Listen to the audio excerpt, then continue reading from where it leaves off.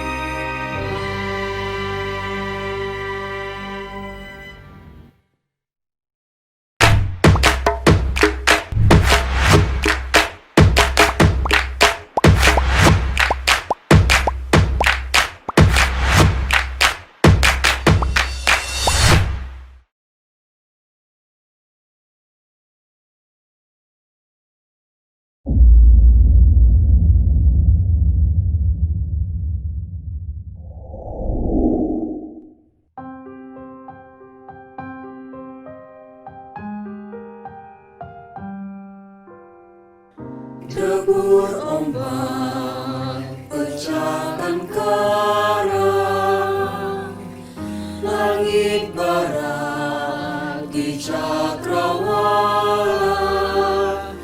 bagi cinta pada alam. Allah tumbuhan harap, bibit bakat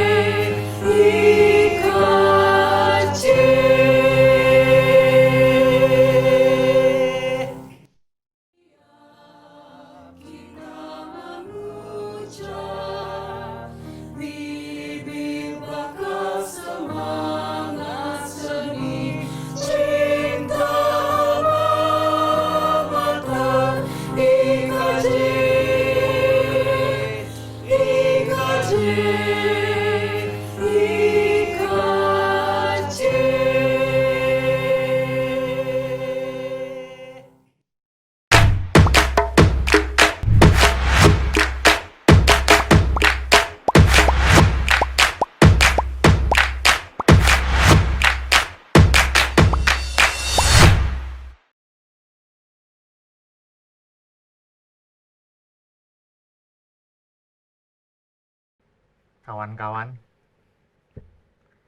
saya di sini bicara memberi sambutan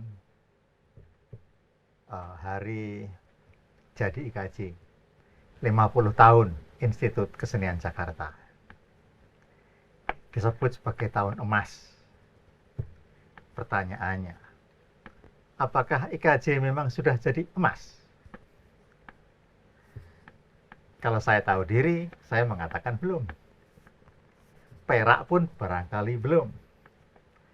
Tapi kalau perunggu, ya saya kira kita masih percaya diri pada perunggu. Tapi barangkali kita memang tidak perlu melihat keadaan IKJ itu dengan konteks emas, perak, dan perunggu. Siapalah yang mengatur konstruksi pengetahuan itu? Saya kira justru saya tidak tertarik dengan emas yang hanya bagus sebagai perhiasan. Bahkan perak juga perhiasan nomor 2. Tetapi perunggu, saya kira dalam kehidupan sehari-hari jauh lebih banyak gunanya daripada emas dan perak. Dan karena itu saya bersyukur jika dalam 50 tahun IKJ sudah bisa berguna seperti perunggu itu. Bukan hanya pada nilai yang ditinggi-tinggikan, dibudaya-budayakan, sehingga emas disebut logam mulia, tapi benar-benar berfungsi. Ya. Jadi bukan lagi mengacu pada sekedar masterpiece, tapi seni yang berdaya dalam kehidupan sehari-hari. Saya kira saya bisa yakin bahwa IKJ sudah mencapai hal itu. Namun dalam konteks 50 tahun plus pandemi COVID-19,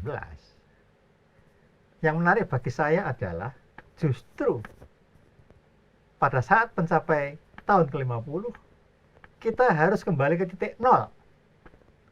Bukan dalam arti punah, tapi kita memang lahir kembali pada suatu zaman baru yang menantang seluruh kreativitas kita. Menjadi satu seni yang real. Seni menghadapi kehidupan yang konkret. Bahwa udara yang kita hirup bisa berbahaya, bersentuhan berbahaya. Dan saya kira kreativitas seni sangat menentukan untuk mengatasi semua itu. Tentu bukan dari segi kesehatan, bukan dari segi yang lain-lain, tetapi dalam hal memberi inspirasi, memberikan satu semangat hidup, spirit, bahwa COVID macam apapun, wabah macam apapun, tidak perlu disesali. Kita hadapi saja. Dalam kata orang Betawi, jabanin. Jadi, wabah maupun tidak wabah, persoalan apapun, kita jabanin. Dan itulah berkah keberadaan IKJ di Jakarta. Saya kira itulah sambutan saya. Terima kasih.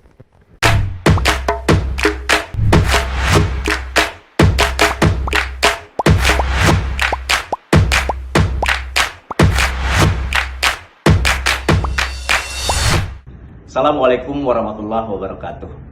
Nama saya Iwan Henry Wardana. Saya Kepala Dinas Kebudayaan Provinsi DKI Jakarta. Bersama segenap karyawan Dinas Kebudayaan Provinsi DKI Jakarta, saya mengucapkan selamat hari ulang tahun kepada Institut Kesenian Jakarta atau IKJ yang ke-50. Semoga di tahun emas ini IKJ lebih berjaya dan mendapatkan gelar yang lebih baik, nikmat yang lebih baik, berkah yang lebih baik. Selamat ulang tahun. Assalamualaikum warahmatullahi wabarakatuh. Salam budaya. Saya Guntur, Rektor ISI Surakarta, mengucapkan selamat ulang tahun kepada Institut Kesenian Jakarta yang ke-50. Semoga IKJ makin maju dan jaya. Hello, my name is Professor Carolyn Evans. I'm the Vice-Chancellor and President here at Griffith University in Queensland, Australia. On behalf of all my colleagues here at Griffith University, can I congratulate the Jakarta Institute of the Arts for reaching its Golden Jubilee. This is a wonderful achievement. The Jakarta Institute of the Arts has a reputation around the world for its unique position in Indonesia and for the important role that it plays and its graduates have played in this region. We've been proud to have a relationship with you for almost 10 years now, and that has included colleagues from our Conservatorium of Music, our College of the Arts, and our film school, as well as a memorandum between our two institutions. I wish you all the best for the next 50 years, which I'm sure will be even more prestigious and impressive than the last 50 years. And I hope we here at Griffith University can continue to have a meaningful and important relationship with you during that time. Congratulations again. Assalamualaikum warahmatullahi wabarakatuh. Sampurasun. Saya EN Herdiani, Rektor Institut Seni Budaya Indonesia Bandung, mengucapkan selamat Dies Natalis yang ke-50 untuk Institut Kesenian Jakarta. Semoga IKJ semakin maju, semakin jaya, dan semakin sukses dalam melahirkan ilmuwan-ilmuwan seni dan seniman-seniman yang profesional. Bravo, IKJ!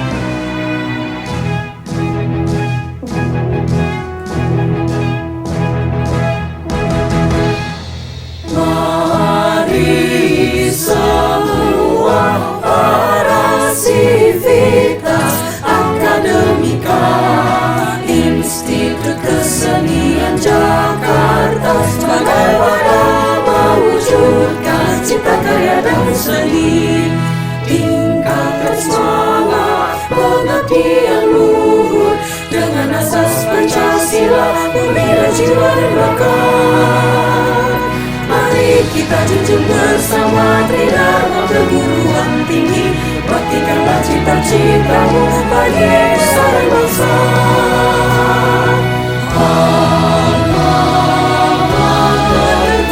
Institut Kesenian Jakarta, kau selalu kubanggakan.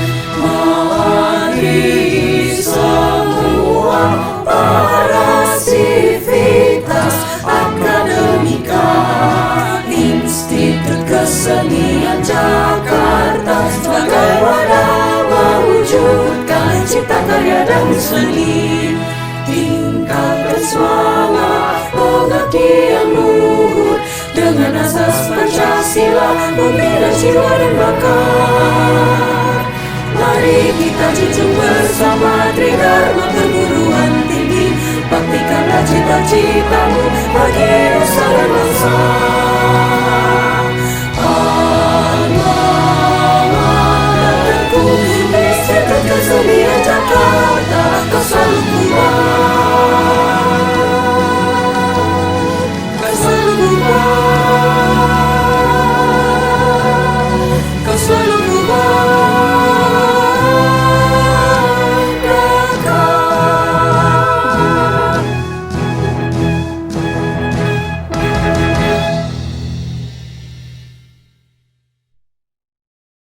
Mari semua para sivitas akademika, Institut Kesenian Jakarta sebagai wadah mewujudkan cipta karya dan seni.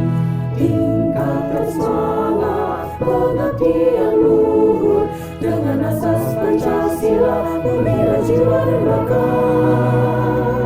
Mari kita junjung bersama tridharma perguruan tinggi, baktikanlah cita-citamu bagi nusa dan bangsa.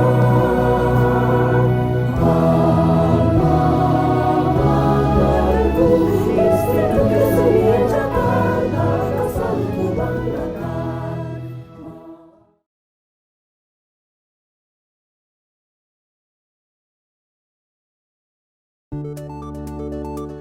Who doesn't recognize Jakarta Institute Award or IKJ? Jakarta Institute of Art is the first university in Southeast Asia that is interdisciplinary in art, and the only one art university located right in the center of the capital city, Jakarta, place where all the cultures meet and mixed, inherit IKJ the uniqueness that is not owned by other universities.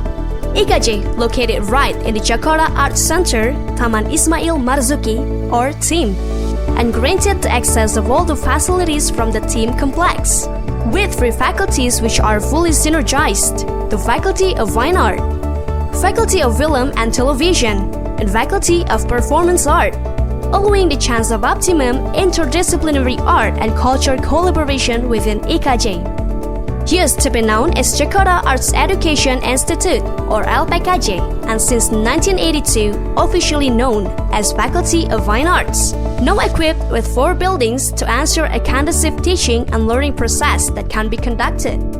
Other facilities those are owned by the Faculty of Fine Arts are classroom, workshop studio such as 3-dimensional art studio, printing studio, sewing studio, photography studio, furniture studio, computer lab, amphitheater, library, and fine art gallery.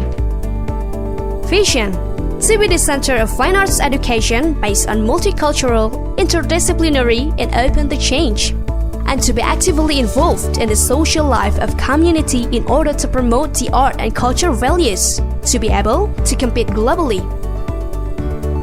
Mission statement: organizing teaching and education in academic and professional skills in the field of fine arts as an artist, creator, thinker, and reviewer. Developing and spreading the fine arts as science and technology to increase the quality and life standard of the community, and also enriching the Indonesia culture as the center of arts research and development, as science and technology for the benefit of academic and the people of Indonesia. Programs in IKJ's Faculty of Fine Arts are programs of fine arts, program of creative craft industry, program of visual communication design, program of interior design, and program of product design with a major in fashion design. Program of Fine Arts: as an inseparable part of the Faculty of Fine Art, this program emphasizing the development of the students to master the painting, sculpture, and graphic arts in various media collaboratively. Program of Creative Craft Industry: this program shall polish the creative skill and creative development of the students in creating the artwork of craft, including the ceramic craft, wood craft, textile craft, and other alternative products. The program of Creative Craft Industry aiming the students to be able to develop the creativity skills and the entrepreneurial skills in the craft industry. Program of Visual Communication Design. The program of Visual Communication Design consists of 3 majors, which are Graphic Design Major, Illustration Major, and Multimedia Major. This program is integrating the practice, theory, and research. Students are driven to understand the problems critically and to produce a conceptual problem-solving solution and visual iteration approach. Also considering the influence of marketing strategy and how to facilitate the social and cultural changes through the design created. Students should learn and conduct a research and design creation, which the result is the crossing between commercial, expression, and communication aspects. Graphic Design Major, focusing its teaching on the exploration of creation process through graphic language and manage the complex communication problem. Illustration Major, we learn how to understand and to use the skill creatively to communicate the message through visual narration and image sequences.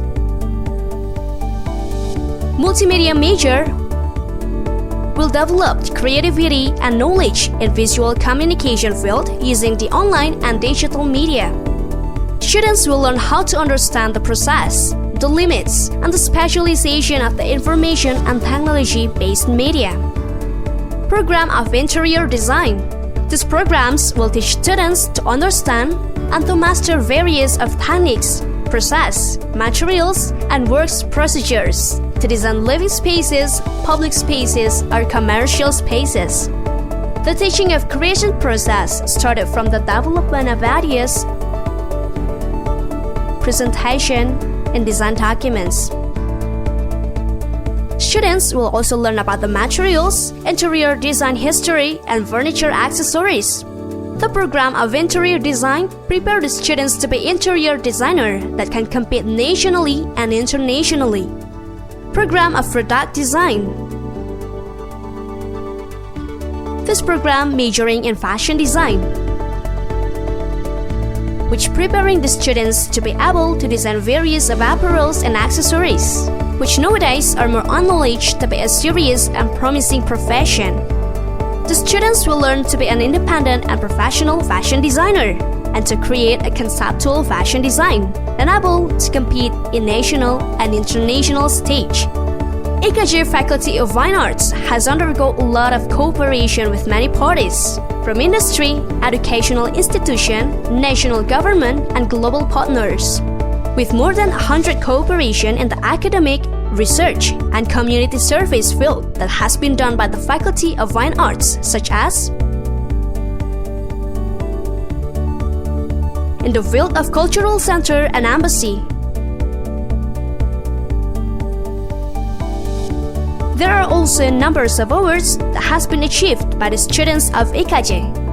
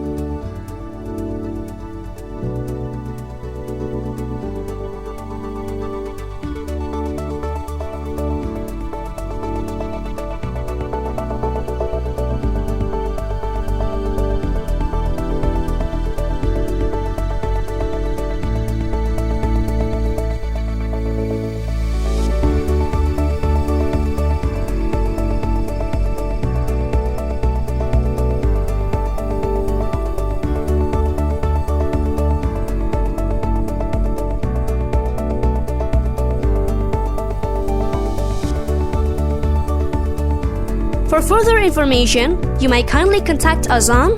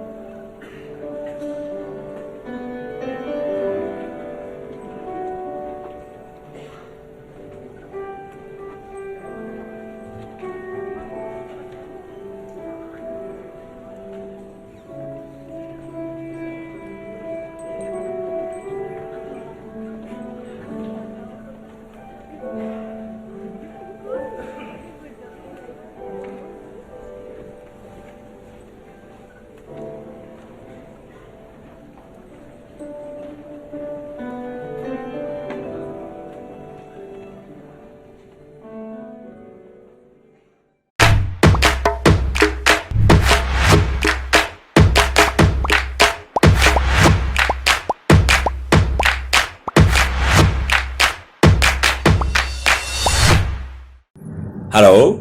saya Takahashi Yuichi, Direktur Jenderal The Japan Foundation Jakarta. Mewakili segenap staf The Japan Foundation Jakarta, saya mengucapkan selamat hari jadi ke-50 tahun untuk IKJ. IKJ adalah salah satu mitra penting bagi The Japan Foundation.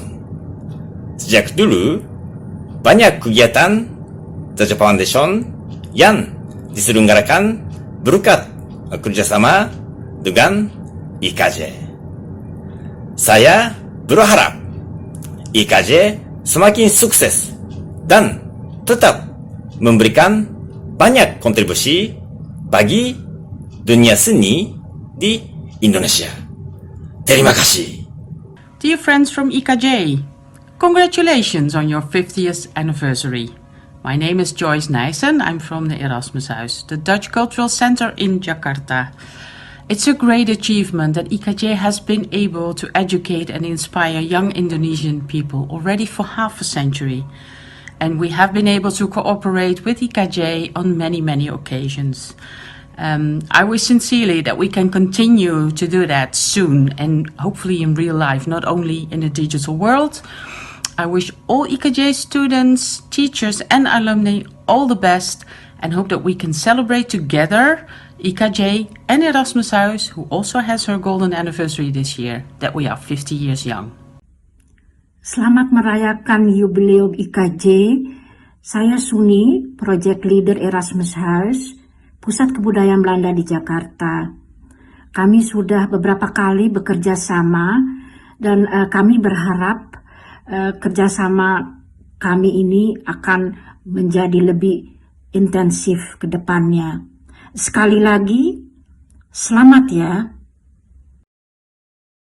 Hello, my name is Maria Battaglia, Director of the Italian Cultural Institute in Jakarta. On this occasion, I wish to congratulate you for the celebration of Jakarta Institute of Arts Golden Jubilee this year. I wish that your institution will achieve more its goal in the future with more talented artists. Selamat merayakan Hari Jadi yang ke-50. Sukses selalu.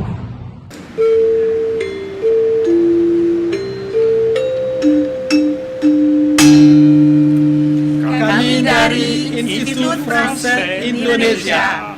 Selamat ulang tahun Institut Kesenian Jakarta. Tetap menumbuhkan bibit-bibit seni di Indonesia.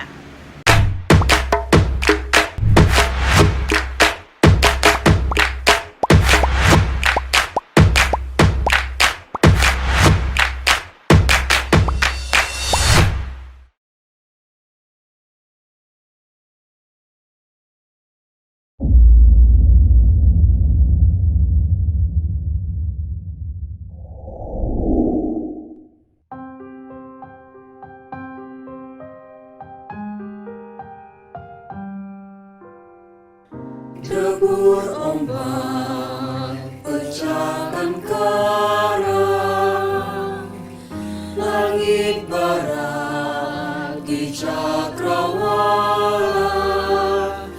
bagi cinta pada alam. Almata tumbuhan harap, bibit bakat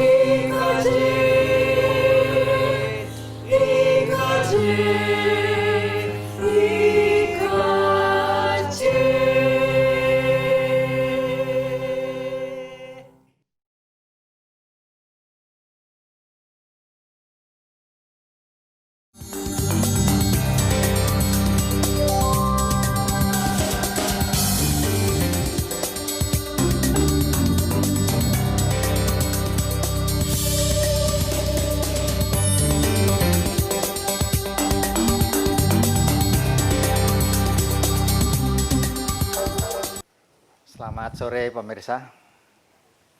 Kita berada dalam acara Sudut Pandang. Nama saya Seno Gumil Aji Dharma. Saya ada di sini dalam konteks ulang tahun ke-50 Institut Kesenian Jakarta.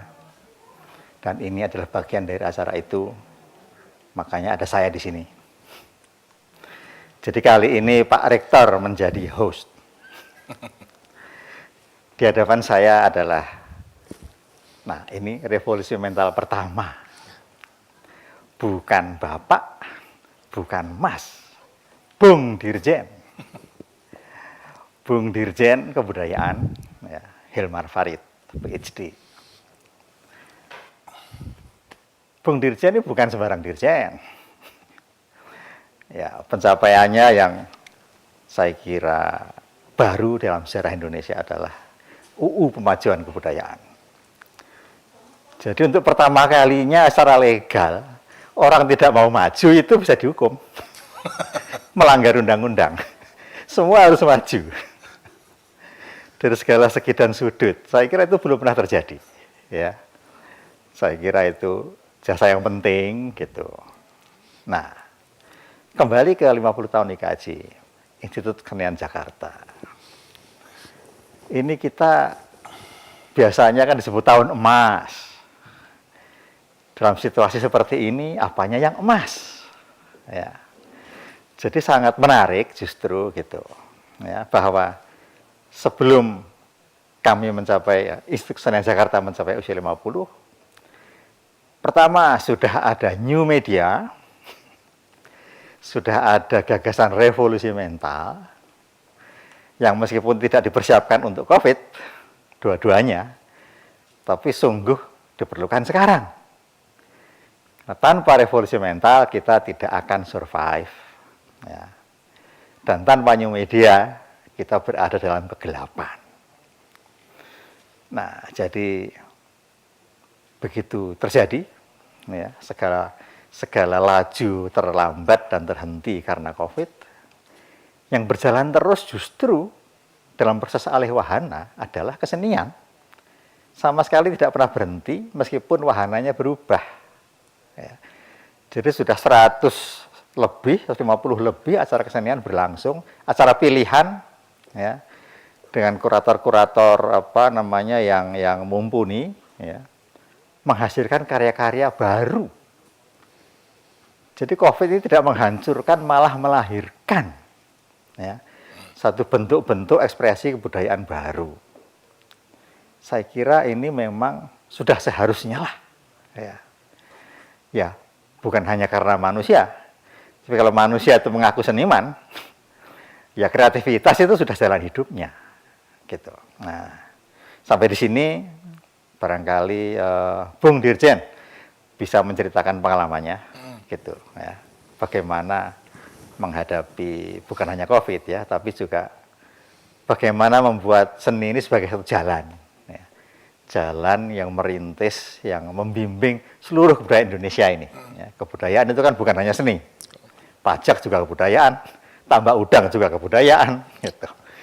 Jadi nyaris Bung Dirjen ini bertanggung jawab hampir pada seluruh aspek kehidupan. Ya, jadi dengan pemahaman ini saya kira kita akan berdiskusi dengan menarik. Ngobrol lah, bukan diskusi. Silakan. Ya, terima kasih. Ini saya kira tadi yang penting ya. Di masa COVID ini kita sepertinya menyadari ya bahwa kita nggak bisa survive tanpa kesenian. Ya.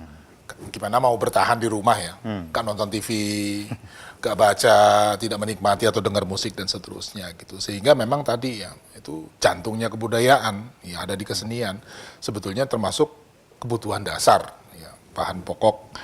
Tapi selama ini kan perlakuannya seni masih dilihat sebagai semacam dekorasi aja gitu ya. Jadi yes, kalau ada kegiatan acara undang seniman tampil sesekali kita merayakan. Tapi sebetulnya sekarang ini kita semakin sadar ya bahwa itu ternyata sangat sentral di dalam kehidupan kita.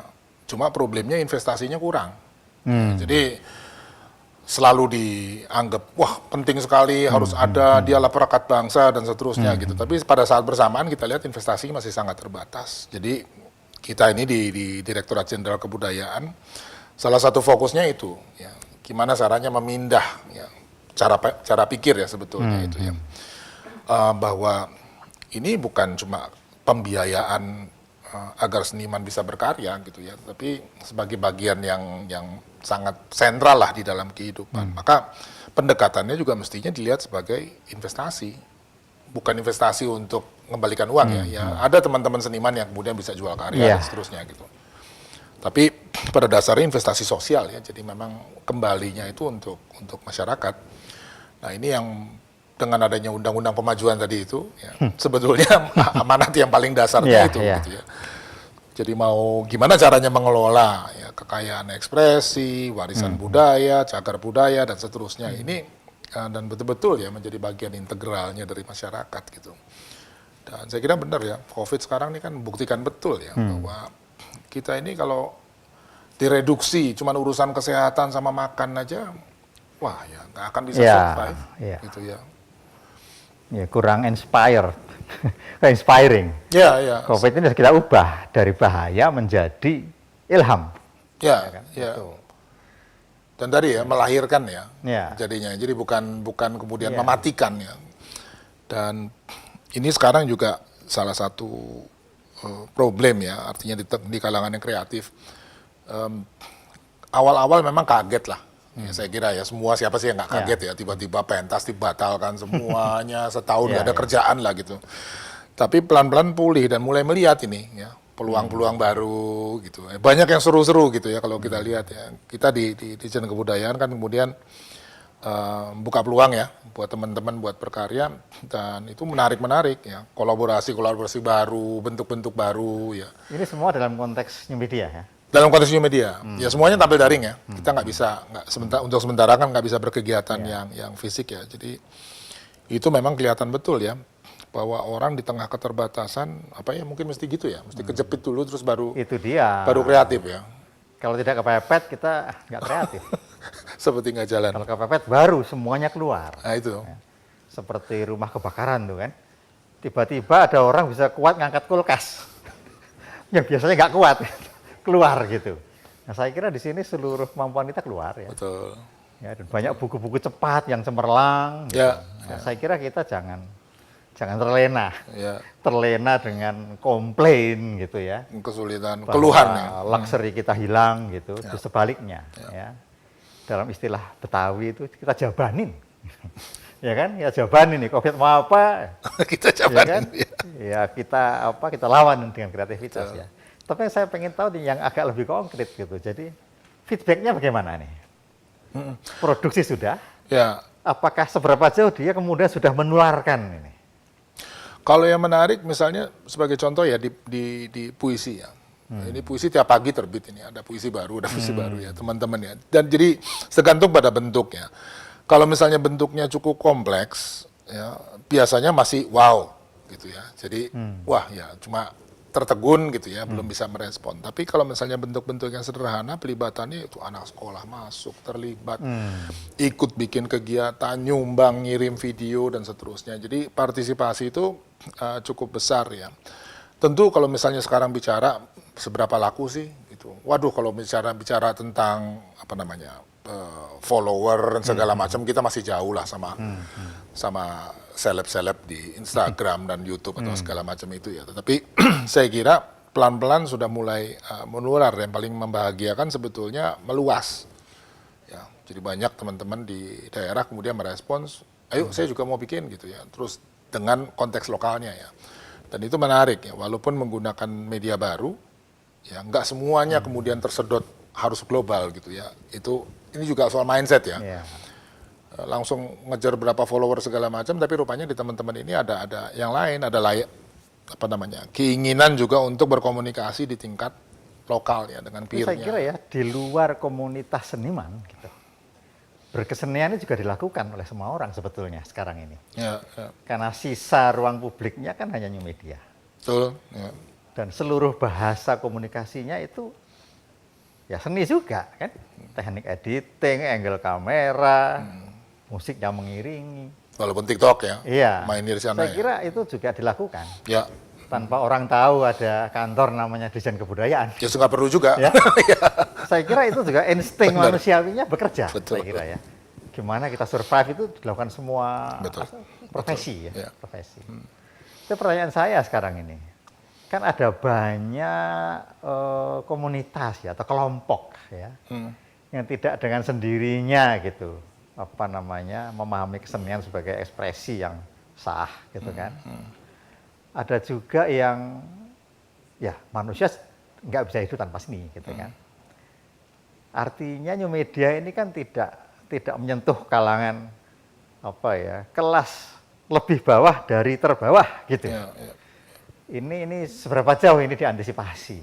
Ya, akses pada internet itu sebagai kuncinya new media. Dan dari percakapan dengan kementerian lembaga yang lain ya, kita menyadari betul. Karena kebutuhannya kan bukan hanya untuk menyalurkan ekspresi kesenian ya, untuk komunikasi pembelajaran misalnya ya. Anak-anak sekarang kan nggak masuk sekolah ya, terus gimana cara belajarnya gitu. Ya. Antara lain kita pakai media televisi. Jadi sebetulnya new media bagaimanapun ya, problem dasarnya itu adalah akses. Ya, dan itu kita masih agak serius problemnya. Jumlah handphone sudah melebihi jumlah penduduk. Tapi orang bisa punya 3 smartphone ya. Ada yang nggak punya sama sekali gitu ya. Nah untuk memeratakan itu kita sudah berencana ya dengan teman-teman yang aktif di internet desa gitu ya. Jadi untuk membuka akses di sana. Dan ini menarik sih sebetulnya perkembangannya karena pada akhirnya sekolah-sekolah di tempat yang jauh kan sebetulnya ya tempat yang terbatas fasilitasnya, dia sebetulnya juga jadi segala pusat kegiatan masyarakat pada umumnya, bukan cuma sekolah gitu. Ya, gedungnya memang gedung sekolah, tapi dipakai untuk berbagai macam keperluan. Jadi saya kira ini yang kita akan lihat ke depan ya.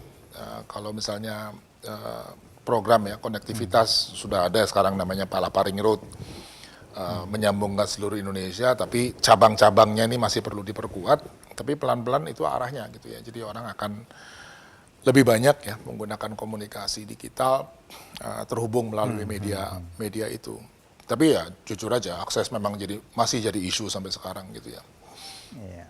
Tapi di luar soal teknis ya akses tuh dari segi kebudayaan sendiri gitu ya. Kita kan sudah ada kebudayaan sudah mapan gitu ya. Jadi kalau anak muda gampang berubah cepat, bahkan sudah budaya perubahan gitu. Yeah.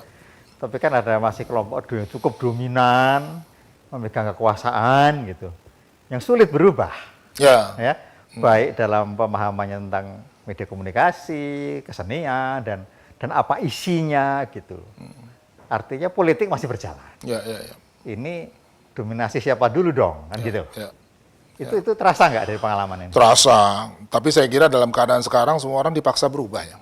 Itu sepertinya nggak ada pilihan ya, karena media itu semakin signifikan dan sebetulnya kita dalam beberapa percakapan ya dengan teman-teman juga muncul kesadaran gitu. Sebetulnya yang dominan tadi ya, yang bentuknya adiluhung dan seterusnya kan semakin berjarak dari masyarakatnya. Dan jaraknya itu sudah sedemikian rupa sampai kemudian mestinya sudah muncul kesadaran gitu. Ini kita sebenarnya juga nggak ngetop-ngetop amat loh gitu ya. Jadi kesadaran bahwa situasi berubah, generasi dan segala macam mengubah persepsinya orang tentang kesenian juga. Ya. Dan sekarang ini ya gimana kalau misalnya ada yang bilang harus nonton karya saya karena ya inilah karya yang bergizi dan seterusnya ya dibanding TikTok yang ece-ece ya. Dan itu distingsi ini udah makin susah ya saya kira memang perubahan itu harusnya sudah menjadi sifat dari kebudayaan. Nggak berubah bukan kebudayaan. Ya kan? Kalau mau terus saja itu nekrofilia. Ya, betul. Nekrofilia kan bangkai gitu. Ya. Kalau mau hidup kebudayaan bergerak gitu. Ya, nah, saya kira misalnya ada dalang namanya Ki Mantep. Dia itu dalang jenis baru. Kreativitas baru gitu, ya kan? Adanya tari klasik Jawa Jogja atau Solo juga ya, gitu. Pokoknya yang pusat-pusat budaya Jawa itu yang disebut sebagai pusat, itu kan hanya bisa tercipta di lantai produk kolonial yang diimpor dari Italia gitu. Artinya konstruksi atau faktor-faktor determinan itulah yang membentuk kebudayaan. Dan kali ini COVID membentuk kita gitu. Ya. Jadi saya kira kita mesti memandang COVID secara positif memang sekarang ini. Ya, kalau buat saya ya, tantangan ya, artinya memang betul-betul memicu ya kita untuk berpikir jauh lebih kreatif, ya, responsif juga. Sebagaimana siaran TV, kita break sebentar. Siap.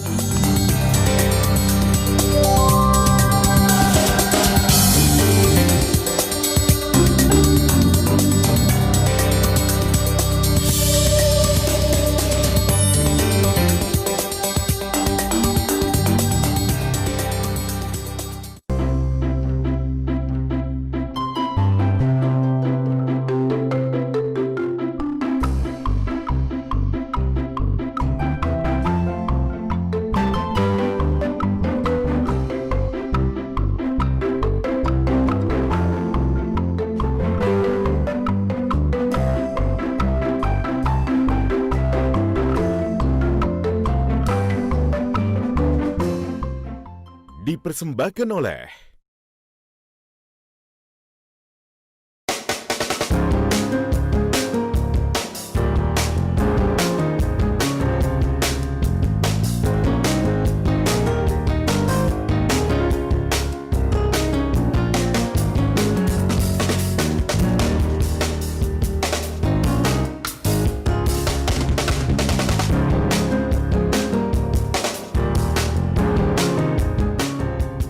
dipersembahkan oleh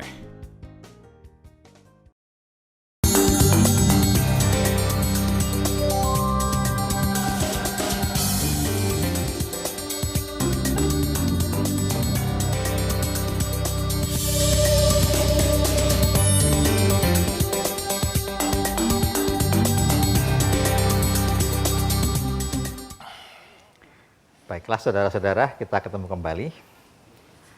Setelah kita ngomong tentang seni sebagai show, yang bukan hanya show, tapi inspirasi ya.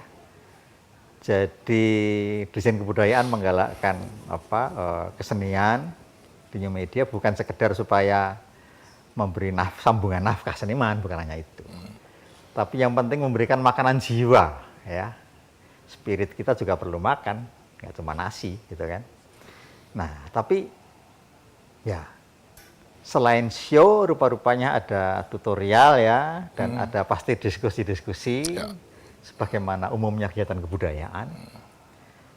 Tapi ketika kebudayaan ini juga mencapai hal di luar kesenian, katakanlah ilmu pengobatan, ya, kebudayaan tradisi, gitu, yang juga justru menjadi potensi melawan COVID ya, ya betul.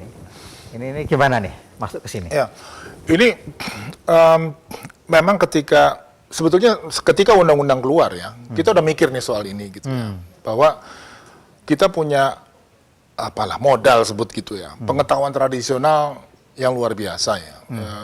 Indonesia begitu beragam, kita juga terkenal sebagai negeri dengan keanekaragaman hayati yang begitu tinggi. Itu kan kalau dibikin matriks saja ya.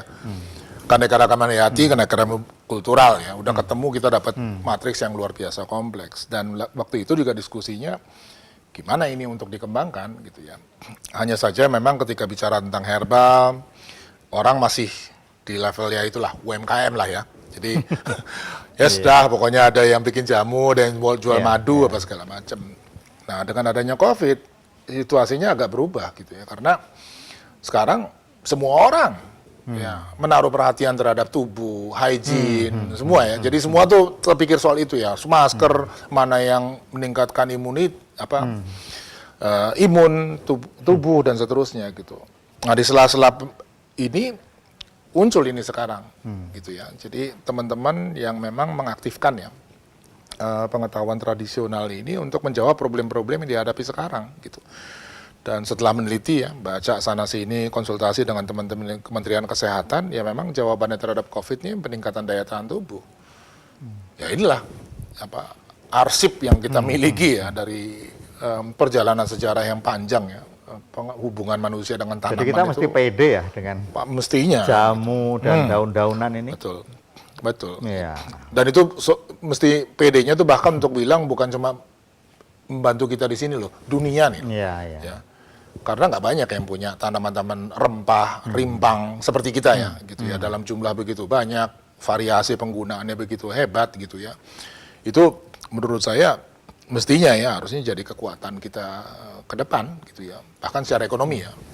Nah, gini ya, kebudayaan tradisi ini kan gara-gara media, bukan media yang baru, media yang lama, kapitalisme gitu ya, dan bahkan termasuk dari sedikit dosa-dosa ilmu pengetahuan ya modern gitu, itu kan menjadi minder, menjadi terpinggirkan gitu ya, kearifan lokal, kekayaan budaya lokal.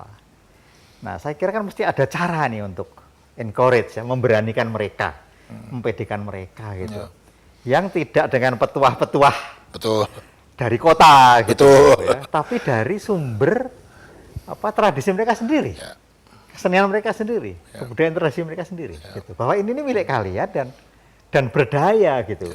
Ini problemnya kalau saya kata kuncinya itu ruang ya. Ketika nggak ada ruang dia untuk berkembang dan disingkirkan tuh juga singkirkan kan secara fisik ya. Tanah hutannya kemudian jadi tambang atau macam-macam lah gitu ya, sehingga dia kemudian tersingkir. Seiring dengan tersingkirnya secara fisik, secara kultural juga. Nah sekarang kalau misalnya tanya, jawabannya kemudian apa ya? Membawa dia kembali ke tengah. Oktober nanti kita bikin Pekan Kebudayaan Nasional. Pekan Kebudayaan Nasional tema utamanya tubuh. Apa yang menjadi resource-nya? Ya resource-nya pengetahuan tradisional ini. Ya tarian juga mengacu ke sana. Ada teman-teman, ada Mas Rianto ya, penari yang nanti tampil dengan mantra tubuh. Ya, dan itu kita banyak sekali ya ekspresi-ekspresi semacam itu gitu. Dan itu kalau diperhatikan memang lebih dari sekedar ekspresi sih. Ya, bagian dari satu cara hidup ya, satu totalitas ya. Hanya saja totalitasnya sudah terfragmentasi karena ya kolonialisme, kemudian masuk macam-macam kehidupan modern itu tadi gitu. Nah ini gimana caranya merangkainya kembali gitu ya. Dan COVID ini kok jadi konteks yang menarik ya untuk upaya ini. Tapi gimana ya, kerjasama ini bukannya pemerintah ya. Saya yakin sih, jadi tadi ya, itu proyek kebudayaan nasional. Itu menarik sebagai spektakel gitu ya. Ya. Tapi kan paling seminggu. Ya. Setelah itu gimana nih? Aktivisme yang membuat ini mesti bekerja jalan, tanpa harus disorot TV. Betul, gitu betul, kan? Gitu. Betul. Kalau pekan sih sebetulnya kita juga paham ya, itu kayak moment of mobilization lah gitu ya. Cuma, gitu. Tapi ini penting. Karena orang kan kemudian lihat di sinilah ya ruangnya dia untuk yang dia bawa dalam perjalanannya itu pada suatu saat memang mesti tampil secara memukau gitu. Dan setuju ya, jangan berhenti di keterpukauannya ini gitu ya. Terus kemudian sibuk cuma bikin festival-festival gitu. Tapi membawa kembali energi yang dia bawa itu ke komunitasnya gitu. Dan ya betul, bukan hanya pemerintah gitu ya. Komunitasnya sendiri yang saya kira ini mesti jadi proyek nasional. Ya. Jadi proyek budaya nasional yang melibatkan seluruh departemen gitu. Sebagai proyek kebudayaan tapi bukan sekedar proyek penyelamatan ekonomi. Ya, ya setuju. Kan? Ini kan kira-kira kesempatan jadi orang Indonesia beneran. Itu kan urusannya hidup dan mati. Betul. Itu udah selesai itu gaya gitu kan. Gaya hidup, identitas itu selesai. Kan survival. Keselamatan. Berdasarkan budaya sendiri, nggak bisa pinjam, nggak bisa beli, uangnya udah nggak ada. Gitu. Ya, setuju banget. Dan ini sebetulnya balik ke tadi ya. Ini kan kebudayaan ketika dimaknai secara sempit, gitu ya.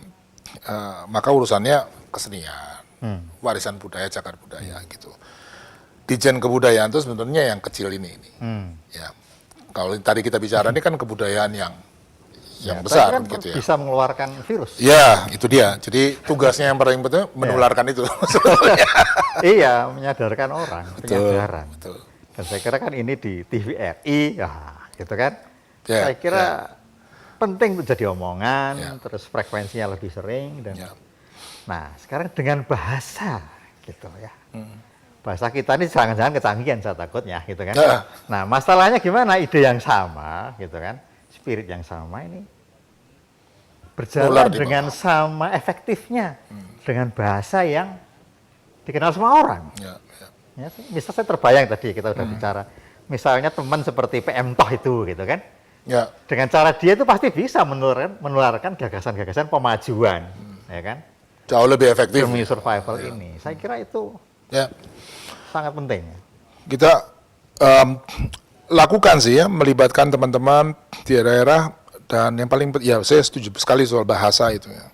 Kadang-kadang bukan hanya soal bahasa Indonesia dengan bahasa daerah ya, tapi ya seluruh susunan berpikirnya itu ya. Itu dia. Terlalu kompleks gitu ya. Harus seperti orang ngobrol aja. Masalah kebudayaan itu mestinya diobrolkan ya, bukan di. Ya sulitnya mobilisasi massa dalam melawan COVID ini karena bahasa kan. Betul. Ya. Sebetulnya bahasa Indonesianya mudah. Itu kurang tapi. Jadi bukan kesalahan bahasanya ya. Nyantol di sini ya, iya, dalam cara komunikasi. Berpikir dan budaya mendengar itu. Ya. Kan belum terbiasa diperintah oleh pemerintah dengan cara seperti ini. Gitu ya. Jadi saya kira ini perlu kreativitas. Yang kalau istilah saya seni penyuluhan gitu ya. Tapi dengan tingkat kreativitas yang ya harus cukup tinggi untuk menjadi sederhana. Ini yang tidak mudah. Kadang juga orang suka mengacaukan kesederhanaan itu dengan kedangkalan. Padahal kesederhanaan itu ya kedalaman gitu ya. Kalau nggak dalam nggak akan bisa sederhana ya. Sebetulnya ya banyak pencapaian kultural itu sudah mengajarkan itu ya. Seolah-olah ngerti kalau ada COVID gitu ya. Ya yang paling terkenal small is beautiful. Ya itu waktunya sekarang. Kita tuh nggak perlu mimpi yang besar-besar, nggak perlu ekstravaganza. Air putih itu sudah sedap, bisa bahagia kita. Kenapa harus lebih dari itu? Ya. Bisa pinter juga dengan air putih, gitu. Ya ada nasinya lah, sama teri kan enak, gitu kan. Nah, Zen Buddhism, ya kita bisa sangat powerful hanya dengan 3 batu, gitu kan, di ruangan sempit. Nah Indonesia tuh nggak kurang-kurangnya seperti itu. Gitu. Cerita rakyat tuh seabrek. Nah, tinggal ini loh. Pengelolaan, penghargaan selama ini bagaimana? Karena kerja sudah dilakukan. Entah badan bahasa, entah seni kebudayaan. Tapi kan kadang-kadang terus ada tulisannya. Tidak untuk diperjualbelikan. Mau dikasih uang nggak mau. Mau cari gratisan di mana? Tidak semua orang tahu kantornya di mana. Ya, gitu. betul. Nah, gitu misalnya. Ya. Jadi saya kira ini saatnya sekarang ini. Jadi bukan hanya kreativitas dalam kesenian, tapi dalam manajemen seluruh. Ya. Itu ya, dalam penerangan, dalam semuanya ini. Ya, semua lini sekarang ini tuntut. Anda, Bung Dirjen ini di pemerintahan saya kira perlu ini menularkan, meracuni, menyebarkan virus-virus kreativitas, bahwa semua ini apa ya, bahkan misalnya Kementerian Keuangan, Pertanian, semua ini bagian dari ini, gitu, ya. Dan ini terutama juga di dunia politik, gitu. Jangan urusannya cuma nunggu-nunggu kelemahan pemerintah, gitu. Ya jelas banyaknya kalau sekarang ini. Gitu kan? Nggak usah dicari kalau iya, jelas banyak, tapi jangan terus mumpung dong, gitu kan? Itu bikin empet. Nah itu kan, bikin empet ya. Saya kira itu perlu kita memperkenalkan satu sikap elegan, ya, sehingga yang dangkal, gitu, yang mentah, yang norak itu malu sendiri. Ya, saya kira. Ya sebagai ya. Dan bentuk komunikasi itu ini juga ya saya kira ya, mengalami perubahan yang cukup. Sekarang orang udah agak jenuh loh. Dengan yang apa namanya komplain. Ya komplain, terus juga kontroversi yang nggak perlu gitu ya, karena ada soal yang jauh lebih mendesak untuk dipikirkan ya. Dan memang kalau saya sih nganggap ini game changing gitu ya, berubah ini ya, aturan main di dalam masyarakat gitu. Ya, memang masalahnya belum semua ya orang menyadari ya bahwa ini suatu perubahan besar yang sedang kita hadapi ya. Jadi masih gagap ya, masih berusaha berpegang pada apa yang lama ya, yang nyaman ini belum mau dilepas ya, karena memang terjun bebas kan penuh ketidakpastian ini mau ke depan ya. Satu pengertian kunci apa yang semua orang harus sepakat sehingga kita start bareng itu di mana ini? Ini kayaknya kita mesti... Ya, jawabnya nanti.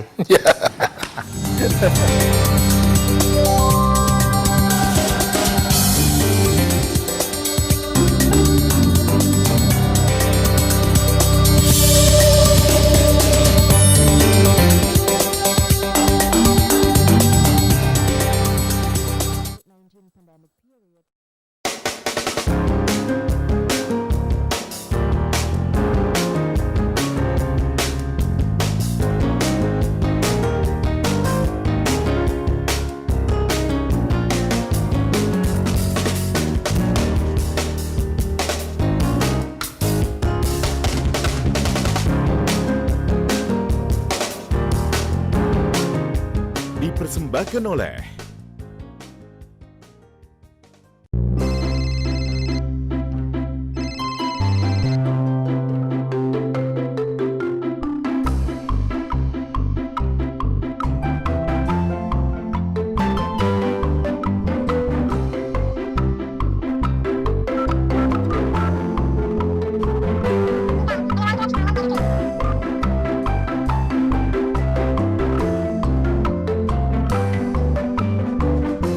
dipersembahkan oleh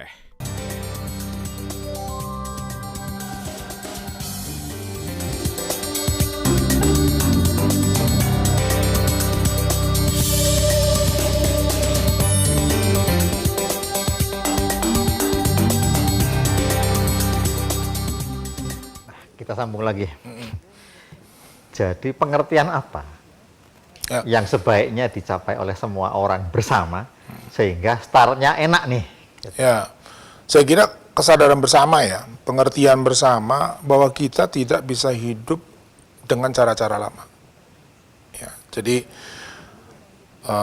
tatanan yang ada selama ini, pertama dia tidak ideal, ya, dan dalam situasi COVID kayak begini, ya nggak bisa kita kembali. Jadi ya buat yang berharap bahwa wah nanti kita tunggulah ya akan pulih kembali segala macam. Pertama itu tidak akan terjadi. Kedua juga ngapain? Yang dulu aja nggak ideal kok.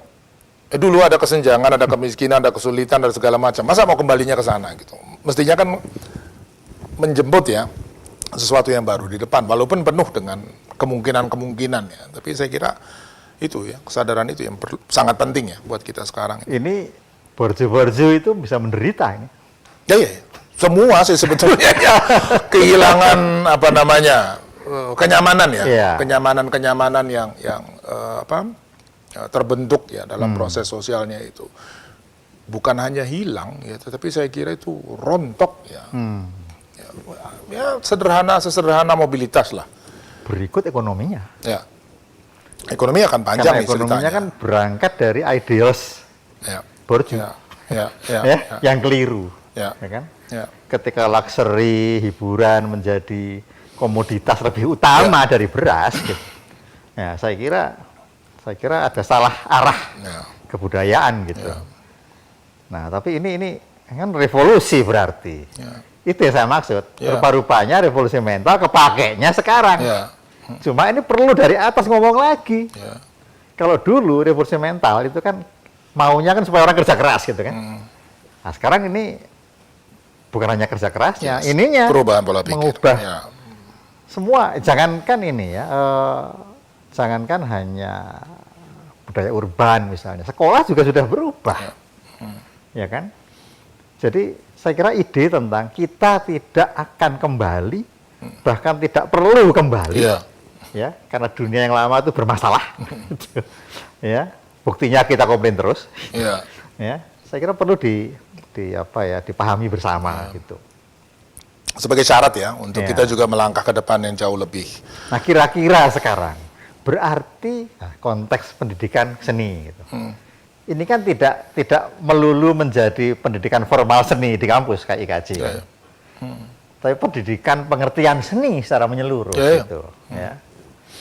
Seni ya, saya juga setuju itu bukan mata pelajaran.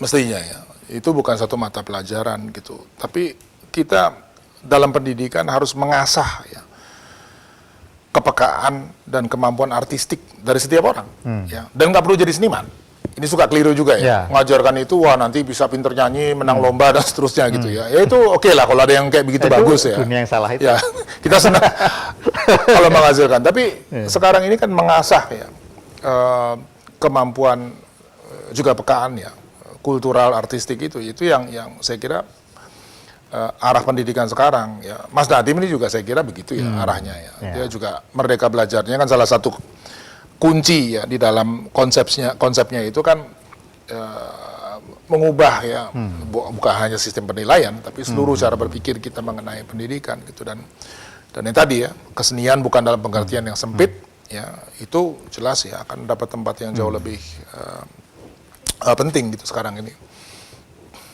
Ya jadi para pirsawan ini penting ya. Kesenian itu bukan eksklusif milik seniman. Milik semua orang ya, dan penilaian baik buruk ya, itu dilupakan saja. Yang penting happy, fun ya, senang berkesenian. Kita tidak usah lagi berorientasi melahirkan masterpiece, jadi maestro gitu. Nah, saya kira dengan gitu apa ya, kita bisa mencapai satu kebahagiaan yang gratis, ya, murah dan mengilhami gitu. Nah, jadi sampai di situ apa sisa perbincangan kita ini?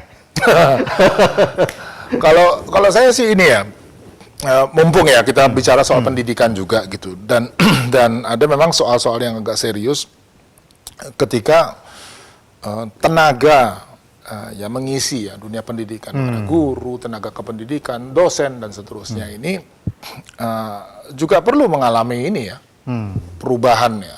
Cara pikir gitu bahwa ini mulai mengubah pendekatannya bukan lagi ya, pokoknya ada materi isi nanti di akhir masanya itu bisa ditarik kembali, tapi betul-betul memainkan peran sebagai orang yang memberdayakan ya masyarakatnya gitu. Itu peran ini juga akan bergeser gitu di dalam dunia pendidikan dan saya kira ya ini 50 tahun IKJ kan konteksnya ya. IKJ ini mestinya di garis depan lah soal-soal kayak gini nih gitu ya. Jadi ya kita di depan terus nih sebetulnya.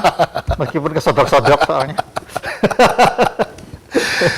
Ya dan berharap dari apa peran yang dimainkan ya teman-teman yang memang sudah punya kesadaran lebih gitu ya bisa bantu ya ngangkat keseluruhan ini gitu. Itu mungkin PR yang paling berat gitu. Karena orang kalau udah di atas malas turun, ya sudah keenakan. Ya, gitu ya. Terus tahu bahwa yang ngangkat dari bawah ini kan nggak gampang ya. Itu kan bukan soal romantisme sekedar woslah bersama masyarakat gitu, tapi benar-benar pekerjaan yang luar biasa berat gitu. Jadi PR-nya memang yang terbentang nih. Ya berarti semua hal mesti berubah. Orientasi yang disebut sukses, gitu kan? Ya, semua orientasi karir, gitu. Social climbing itu yang apa benar sih perlu seperti itu gitu ya. Jadi saya kira ini pekerjaan berat Bung Dirjen memberikan penyadaran gitu. Pengalaman saya ya ketemu Bapak Ibu guru ya di daerah itu memang mereka takut untuk berinisiatif karena takut salah mengikuti petunjuk dari atas gitu. Dan saya selalu berjuang untuk memberanikan mereka. Yang paling tahu murid itu Bapak Ibu, bukan saya, bukan orang-orang di Jakarta, gitu. Ya. Untuk tahu bagaimana muridnya bisa kreatif, gitu. Jadi saya kira itu, penting sekali itu. Tapi mungkin karena kebudayaan terlalu lama di bawah arahan ya, dikasih kebebasan kadang-kadang bingung juga itu. Ya silakan bebas, ya mengembangkan, dia nggak tahu juga jalannya. Jadi ini problem yang saya kira generasi ya itu nanti juga akan makan waktu gitu ya untuk kemudian membangkitkan lagi percaya diri orang, semangatnya dia untuk berinisiatif, percaya diri ya. Tapi kan ada teknik-teknik lah. Iyalah, ya mempercepat ya. Bung Karno dulu slogan-slogan yang efektif dan dan Bung Jokowi harus terlibat, kan? Para guru-guru harus merdeka mengajar gitu, ya kan? Itu. Jadi saya kira ini justru ya gini. Jadi yang penting saya kira dari acara ini, ya. COVID ini bukan bencana, gitu ya dalam pengertian bencana kiamat kecil bukan, gitu. Ini justru ujian yang sangat menantang, yang menarik. Seberapa pinter kita, seberapa kreatif kita dan seberapa semangat kita sebagai manusia gitu. Ya. Saya kira ide itu ya penting untuk sentral, ya betul. Ya, jadi, nah bagaimana nih antara desa dan kota? Jarak pengalaman. Ya, itu problem kita juga setelah kerja di Dirjen ini, ya, saya juga menyadari Indonesia itu gede banget ternyata ya. Kabupaten begitu banyak, sampai sekarang juga nggak hafal-hafal itu ya, nama-namanya dan kesenjangan atau ya gap itu memang luar biasa ya, geografis, dan salah satu tantangannya desa kota itu tadi. Ini jangan cuma bicara tentang Jakarta dengan luar daerah, enggak. Di kabupaten itu ibu kota kabupaten dengan kecamatannya, kecamatan dengan desanya, terus saja gitu ya. Itu jaraknya memang ada. Dan kita perhatikan jarak itu bukan cuma geografis, tapi juga jarak sosial sekaligus gitu. Jadi kesenjangannya itu memang orang di kota kompleks banget itu. Iya. Nah, menariknya karena COVID ini kan flat ya, kan indiscriminate ya. Virus ini kan setengah hidup setengah mati kan, dia nggak jelas sebetulnya ini apa gitu kan. Dan dia masuk ya ke segala lapisan ini gitu. Yang pada akhirnya kemudian menurut hemat saya di sisi lain itu mempersatukan. Ya kan, kamu nggak bisa menghindar dari itu ya, nggak peduli uangmu berapa ya, kalau kena COVID ya kena COVID gitu. Jadi efek itu ya juga saya kira apa namanya tuh membuat orang ya, mudah-mudahan ya, saya paling nggak sangat mengalami itu ya. Ternyata kita ini nggak istimewa banget ya sebagai manusia, ini kayak spesies biasa aja kan sebetulnya. Ya. Jadi itu juga terasa ya, dan mudah-mudahan ya harapan saya ini juga kemudian merasuk ya ke pikiran semua orang gitu ya, bahwa kamu vulnerable, rentan, kapan aja mau. Kita kayak setengah dilecehkan ini. Iya. Sebagai manusia nih. Oleh si COVID. Ya. Mat COVID ini ya gitu. Terbayangkan tadi semua pembicaraan ya, revolusi besar-besar, pencetusnya bukan. Iya, itu dia. Bukan pemikiran segala macam. Sebetulnya kan pandemi bukan sekali ini ya. Saya periksa di kamus itu abad 13 sudah ada istilah pandemi ya, 14 itu. Zaman Majapahit itu, ya kan? Sudah masuk istilah pandemi. Cuma bedanya dulu komunikasi nggak kayak sekarang, ya kan? Jadi yang tahu cuma di kota itu, gitu. Bahkan ada pandemi yang unik itu. Semua orang tiba-tiba menari di Salzburg, ya, 18. Jadi penyakitnya itu orang nari semua, saya mati, gitu. Ya gitu. Ya dulu nggak ada yang tahu. Bahwa itu sebetulnya. Gitu. London pernah habis, gitu kan? Misalnya Roma juga pernah habis, gitu. Bedanya sekarang semua orang tahu dari new media dan paniknya lebih bencana ketimbang virusnya. Virusnya gitu. sendiri. Iya. Jadi banyak orang sudah menderita. Jangan-jangan ada yang meninggal bukan karena virus ya, karena kepanikan. Gitu. Nah untuk ini saya kira memang komunikasi mesti diberdayakan ya. Pertanyaan saya sekarang ini, bagaimana kita tidak membuatnya dari atas ya, meskipun itu penting ya. Dari bawah itu loh. Dari bawah, informal leader itu bekerja, diberdayakan, dan di daerah itu, di Pulau Kei gitu. Ini gimana, tidak usah nunggu kita datang. Gitu ya. Ya mungkin sekali gitu yang. Mencetus. Karena setiap daerah itu kan punya apa ya, punya informal leader, punya empu, punya orang kreatif yang selama ini sudah bekerja, sehingga mereka survive masih ada. Gitu. Bahkan kebudayaannya masih ada, kesadaran itu ada. Kadang-kadang itu mengejutkan ya. Ini orang-orang kok samurai banget ini membela tradisinya gitu. Yang bahasa tinggal 3 rumah apa 3 kampung gitu ya. Tapi tetap. Iya. Pertahankan. Artinya bukan hanya bahasa, seluruh sistem pengetahuannya gitu. Nah saya kira seluas ini PR Anda ini ya, Bung Dirjen ini. Banget. Iya. Nah, jadi apa ide Anda yang belum keluar? Ya, kalau saya sih yang pasti ya itu tadi itu soal udah bikin produk capek-capek gitu ya, kemudian nggak bisa diperjualbelikan.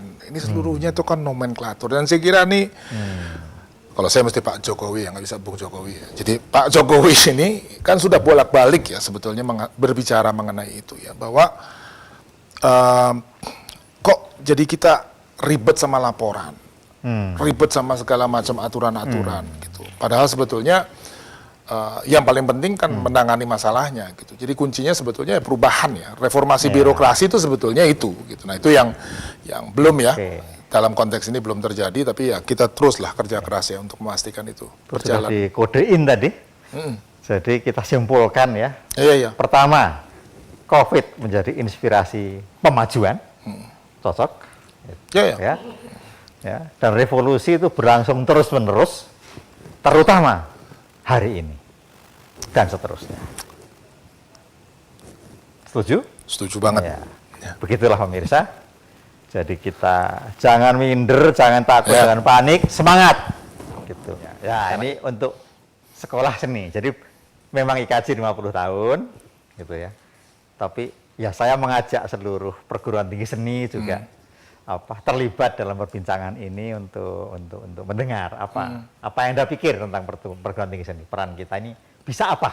Ya, yang pertama menurut saya perguruan tinggi seni ini kurang jumlahnya. Ya. Indonesia seluas ini kita cuma punya berapa sekarang? 11, ya, 9. Jakarta aja tidak punya perguruan tinggi negeri ya. Seni. Itu dia. Jadi dan tadi ya pembicaraan kita bahwa ini sebetulnya adalah tugas nasional, ya seharusnya kita bisa lebih terkoordinasi gitu. Memang harusnya perguruan tinggi negeri di bidang kesenian ini tambah gitu jumlahnya ya. Bukan hanya untuk ya tadi ya mencetak seniman apa segala macam, ya itu satu segi ya, tetapi meningkatkan kemampuan masyarakat ya, menggali kepekaan dan juga kemampuannya ya secara artistik itu.